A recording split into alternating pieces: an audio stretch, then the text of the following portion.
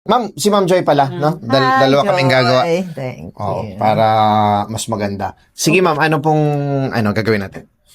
It's the same. Again, ma-camouflage yung white hair ko. Okay, Kasi hindi pa siya nagbe-blend well. Opo. So, kung sanang naging strict lang siya, hindi ko napapakolor. But Opo. it's more of covering my white hair, but still comes out Okay. camouflaging when it grows. So, ang goal is, ganun din, Ma'am Joy. Mahabol lang din yan. Mahabol. I like the last color that Ganda you pa rin did niya, ma'am, is no? ash gray yata. I don't know. Yes. Gusto ko siya. Hindi siya hindi siya black. Ganun din gawin natin, ma'am, ha? Ibe-blend. Ma'am, sakat po. Anong plano yung sakat? Ayan, ha? Parang halos ganito rin yan, ma'am. Mas layer lang, mas Layer define. lang. Ganun yan. May bangs din ba, ma'am? Gusto niyo may Konti. bangs? Oo. Ayan. Yan. Correct. Ganyan lang. Para Sige, ma'am. make body. Okay po. So, gawin natin, Ma'am Joy. Trim ko muna after trim. Tapos we can start na. Curly kasi natural curl Opo. ko eh.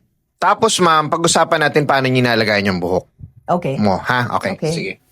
Ayan, ma'am. Kumusta yung color natin, ma'am? I love it as always. Diba? So, blended na naman ulit yung mga Yep. white hair niyo, ma'am, no?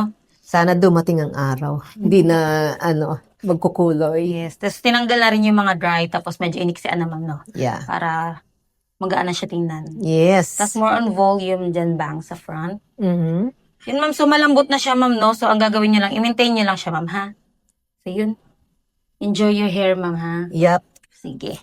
Sabi nga, patience, no? Kailangan Patience para over show. Medyo matagal po talaga, ma'am. Very unique ang Worth process. it naman, ma'am. Oh, worth it. Yan. So, thank you, ma'am. Thank you. Okay, ma'am.